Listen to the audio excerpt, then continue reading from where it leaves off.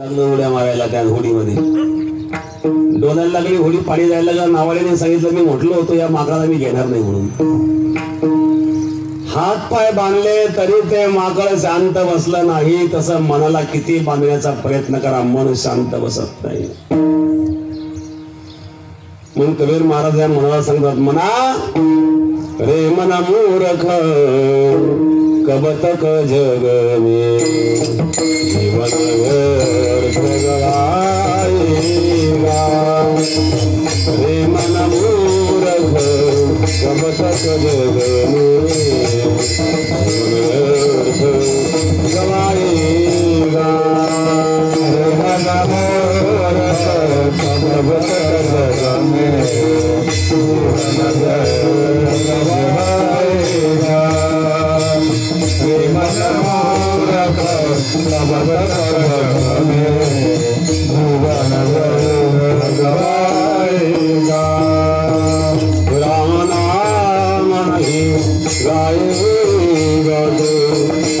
समय पछताएगा.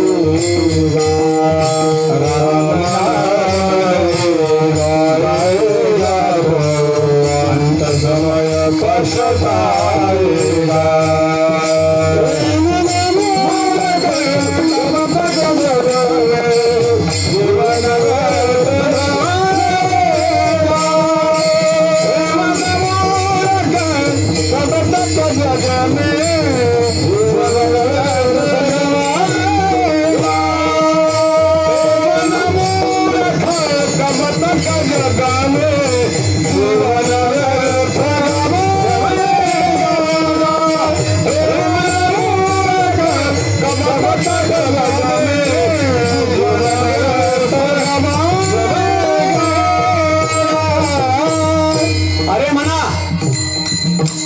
रे मन मूर्ख कबतक जग में जीवन व्यर्थ गवाएगा.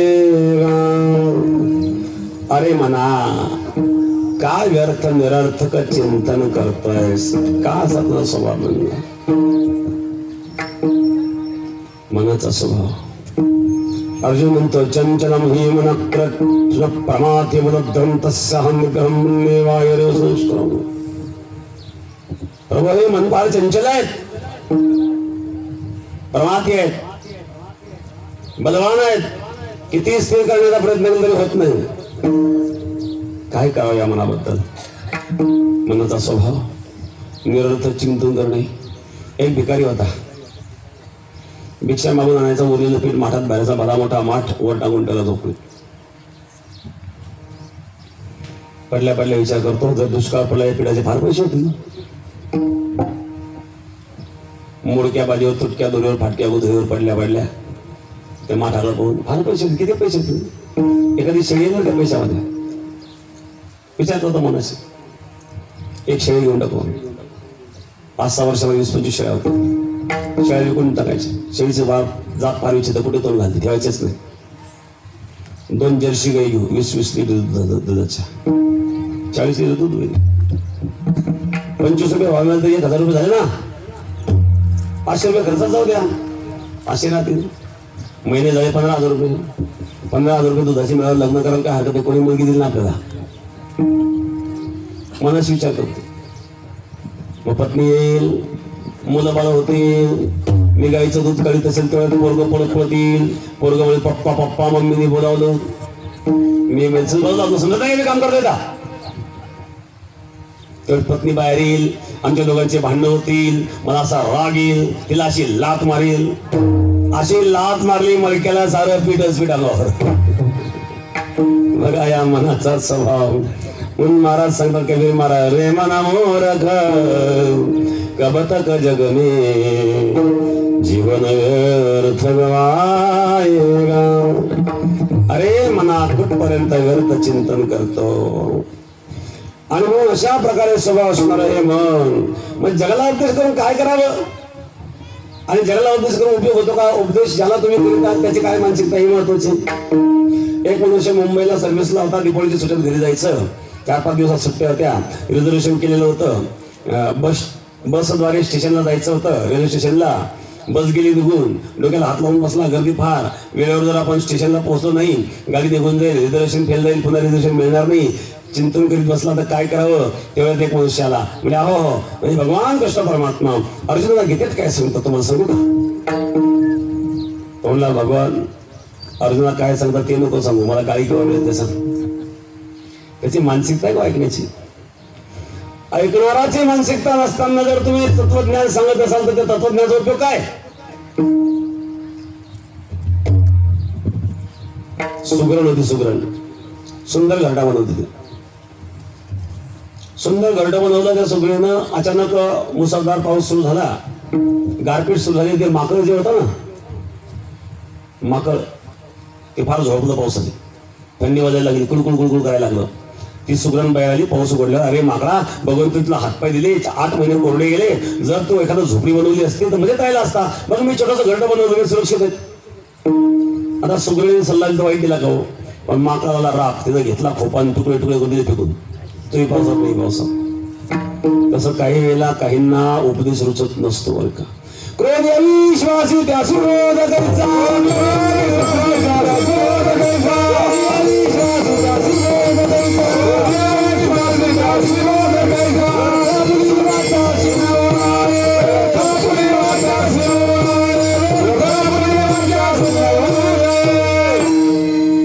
अविश्वासी त्याशी बोल कैचा घरचा फुलेवाचा शेवणे. एखादा मनुष्य क्रोधी आहे, अविश्वासी आहे, त्याला जर कोणी उपदेश करीत असाल आणि तुमचा उपदेश जर पचला नाही तर कदाचित त्याच्यावर परिणाम तर होणार नाही, पण तो उलट घडण्याची शक्यता असते. सुगरणीनं सल्ला चुकीचा दिला नाही, पण ऐकणाराची मानसिकता जर सांगणाऱ्याला कळाली नाही तर त्या सांगण्याचा उपयोग नसतो. आणि म्हणून केवळ जगाला उपदेश करण्यापेक्षा मनाला उपदेश करावा. महाराज सांगतात, अरे मना या मायेच्या जाळ्यामध्ये गुंतू नको. जर का काळ तुला घेण्याकरिता आला तर तुला कोणी वाचवणार नाही. प्रथम चरणामध्ये नको नको मना गुंतू माया जाळी, नको नको मना गुंतू माया जाळी, नको मना गुंतू माया जाळी, नको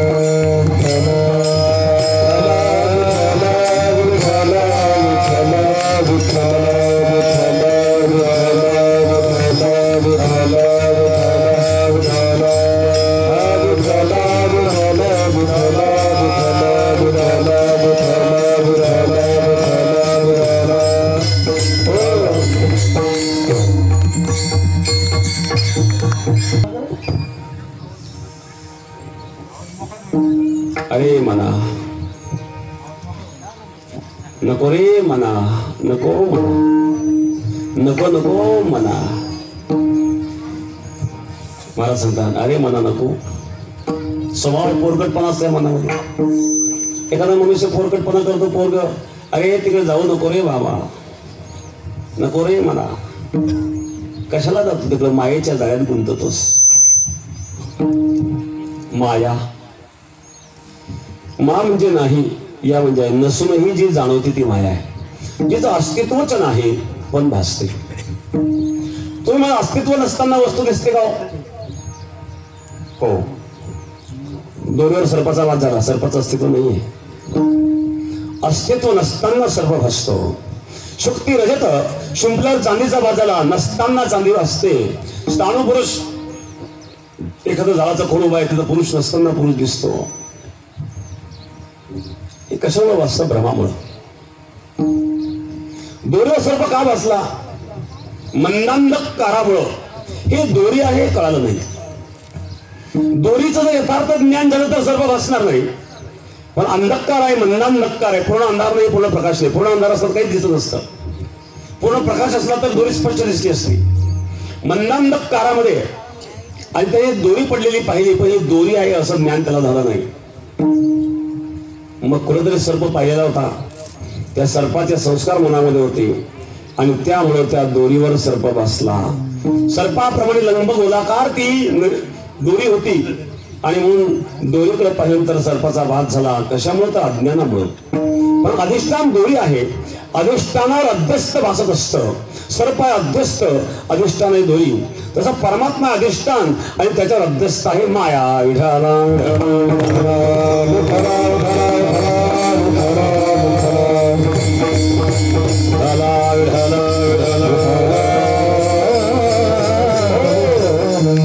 अधिष्ठानाचं यथार्थ ज्ञान झालं म्हणजे अध्यस्त शिल्लक राहत नाही. दोन्हीचं यथार्थ ज्ञान झालं म्हणजे सर्प शिल्लक राहतो का?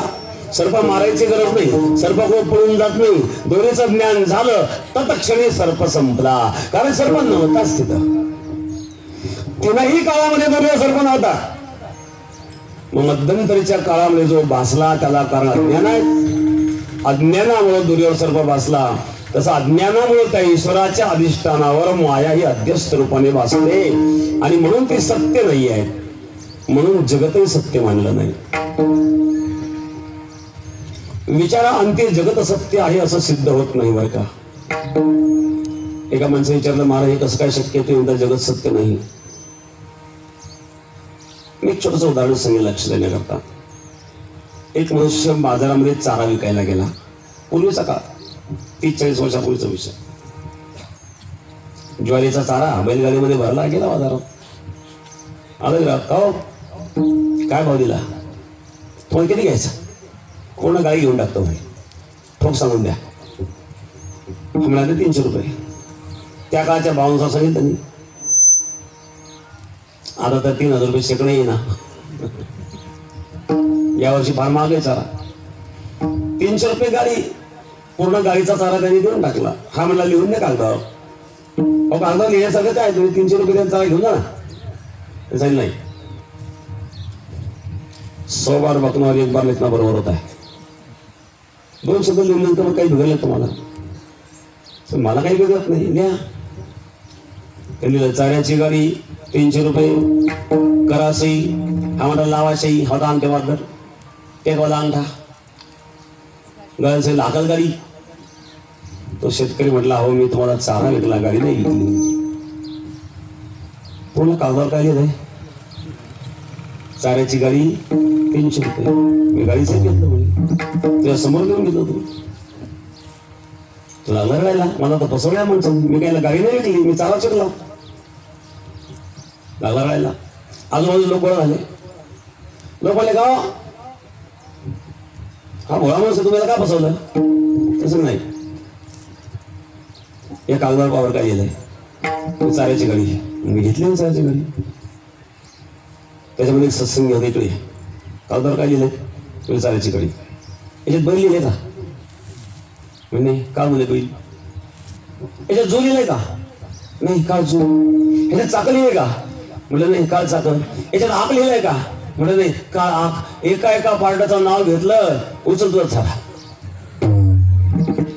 चाऱ्याची गाडी हा शब्द जरी त्याने कागदावर लिहिला असला तरी त्याला चाऱ्याची गाडी ही सिद्ध करता आली नाही. तसं या जगतामध्ये असणारा प्रत्येक पदार्थ आहे, या पदार्थाचं जर पृथक्करण करून याच्यामध्ये वास्तविकता शोधण्याचा प्रयत्न केला तर पदार्थ शिल्लक राहत नाही.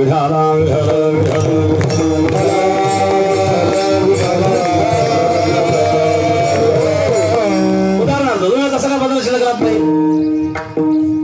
काही वेळी आम्ही विज्ञानमध्ये आहे शास्त्रविषय काही मानित नाही. विज्ञान सुद्धा तेच सांगते. विज्ञान हे मानते की प्रत्येक पदार्थ अणूपासून निर्माण होतो. अणूंचा समुच्चय म्हणजे पदार्थ विज्ञानाच्या भाषेत. न्यायशास्त्रामध्ये सुद्धा पदार्थाची उत्पत्ती अणूपासून असं म्हणतात. न्यायशास्त्रामध्ये दोन प्रकारचे अणू मानले, नित्य अणू आणि अनित्य अणू. नित्य अणूपासून अनित्य अणू निर्माण होतो. देणुक तेणुक चतुराणू पंचणुक असे अणू एकत्रित होऊन पदार्थ तयार होतो असं न्यायशास्त्र सांगतं. आणि वैज्ञानिक सुद्धा ते मान्य करतात की प्रत्येक पदार्थ हा अणूपासून निर्माण झालेला असतो. मग त्या पदार्थाचं पृथक्करण करता करता शेवटचा पदार्थ काय शिल्लक राहतो?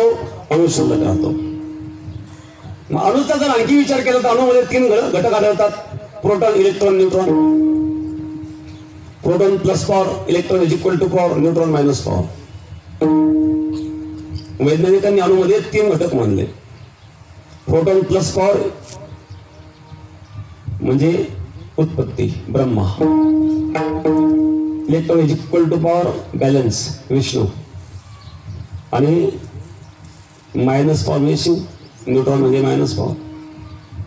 ब्रह्मा, विष्णू, महेश यांच्या ज्या 3 शक्ती, उत्पत्ती, स्थिती, लय, त्या अणूमध्ये असणाऱ्या प्रोटॉन, इलेक्ट्रॉन, न्यूट्रॉन मध्ये आहे. Plus power is equal to power आणि मायनस पॉवर. त्याला इंग्लिश व्याकरणकारांनी गॉड शब्द वापरला. GOD.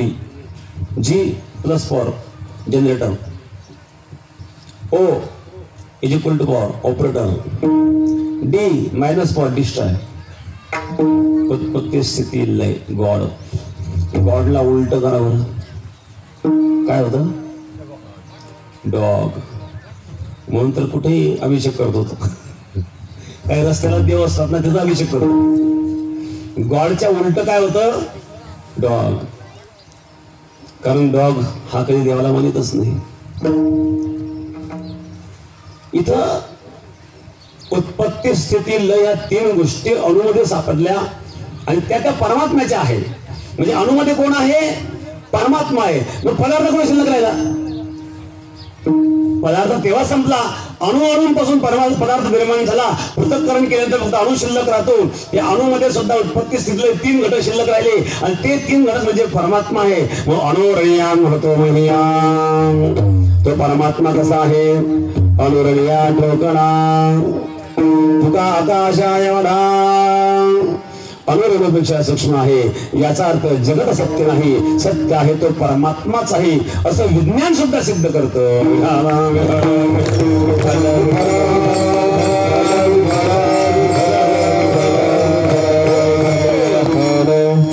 मग हे जगामध्ये असणारे जे पदार्थ आहे माया रचित आहे आणि माया हे अध्यस्त आहे.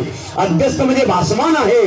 जगत भासमान आहे, सत्य आहे तो परमात्मा आहे. आणि म्हणून या ठिकाणी महाराज म्हणा नको नको म्हणा गुंतो माया जाळी. या मायेच्या जाळ्यामध्ये तू का गुंतलास? कारण काळ आला जवळ ग्रासावया. काळ येणार आहे तेव्हा तुझं कोणी रक्षण करणार नाही. द्वितीय चरणामध्ये बाजू हा काळाची मुडी पडेल. बाजू हा काळाची मुडी पडेल. बाजू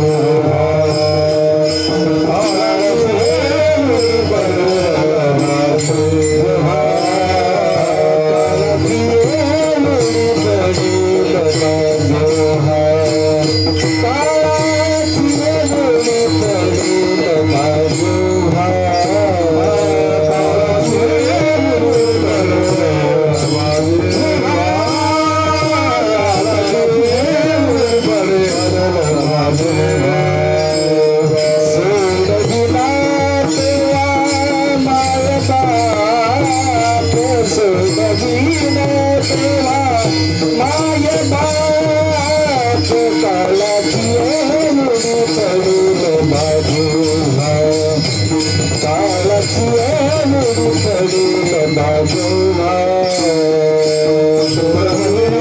तेव्हा माय बाप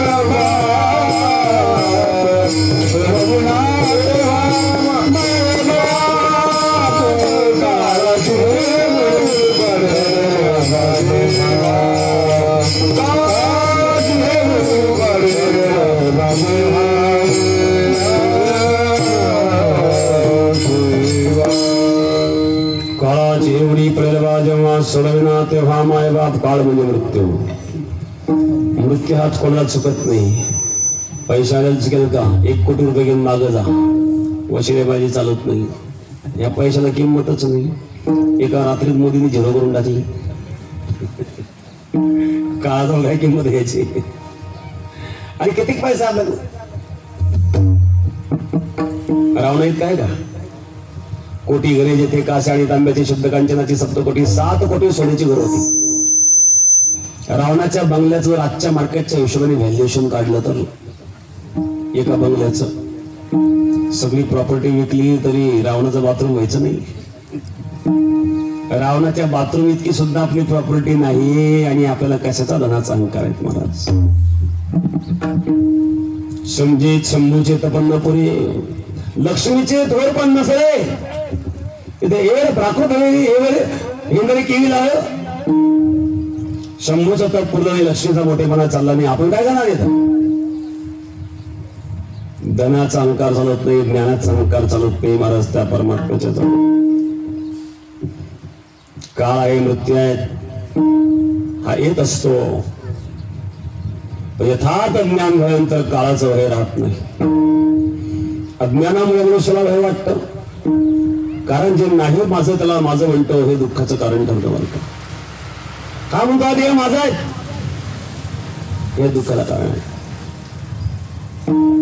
एक उदाहरण सांगेन मी लक्ष देण्याकरता. एका माणसाने ग्रामपंचायतचा वाडा भाड्याने घेतला चातुर्मासाला. सरपंचला भेटला, सरपंच साहेब तुमचा वाडा मोकळा पडलेला आहे, एक रिते पडून का उपयोग आहे? घाण झालाय, स्वच्छ कामात राहायला स्वच्छ राहील, माझे काम होईल. तुम्हाला मी बघायला येतो काहीतरी. मला चातुर्मास करायचा आहे. चातुर्मासामध्ये पोथी पुराण परमार्थ घडेल, चांगले संस्कार होतील मुलांना. सरपंचाला पटलं ते काय हरकत नाही. ग्रामपंचायतची मिटिंग घेतली, ठराव घेतला आणि त्याला करारा करून दिला 4 महिन्याचा. मग चातुर्मास करण्याऐवजी त्यांनी भांडे कोण आणले राहायला सुरुवात केली. पोथी नाही, पुराण नाही, चातुर्मास नाही. ग्रामपंचायतची मिटिंग झाली तर आपण कसं कर दिला काही म्हणले बघा आपण 4 महिने करार करून दिले जातील. 4 महिने आता काही बोलू नाही आपण. करा समजायला बघू. 4 महिने संपले, 5वे संपला. ग्रामपंचायत मिटिंग घेतली, चला समजून सांगू त्याला. ग्रामपंचायत सदस्याने का 4 महिन्याचा करार होता, 5वा महिने संपत आला, तुम्ही खाली करायला पाहिजे वाडा. त्याने घेतला हातात दंड, होतो तुमच्या बापाचा वाडा आहे का? काही लोक अतिक्रमण करतात, कसे करतात. ग्रामपंचायत सदस्य म्हणजे करत आपल्या काही बापाचा नाही आहे, पण आपली पण जबाबदारी आहे ना. गावाने आपल्याला जबाबदारी टाकली, ग्रामपंचायतची प्रॉपर्टी ती सांभाळणं आपलं काम आहे. याच्याशी वैमनस्य करणे चांगलं नाही. आपण कोर्टात जाऊ. ग्रामपंचायत कोर्टात गेली. कोर्टामध्ये केस सुरू झाली. केस बोर्डावर आली. कोर्टाने विचारलं वाडा कोणाचा आहे? हा मला माझा आहे. ग्रामपंचायत सदस्याने विचारलं कोणाचा? म्हणजे आमचा आहे. कशावरून? ग्रामपंचायतने उतारे दाखवले. हा 7-12चा उतारा, 8चा उतारा, हा फेरफार 6चा उतारा, हे सगळं आमच्या नावाने म्हणले. बरं, त्याच्या वाडा कोणाचा? आवडला माझा. तुझ्याकडे पुरावा काय? म्हणजे मी राहतोय त्याच्यामध्ये, माझा ताबा आहे. तो राहतोय ताबा हे जरी खरं असलं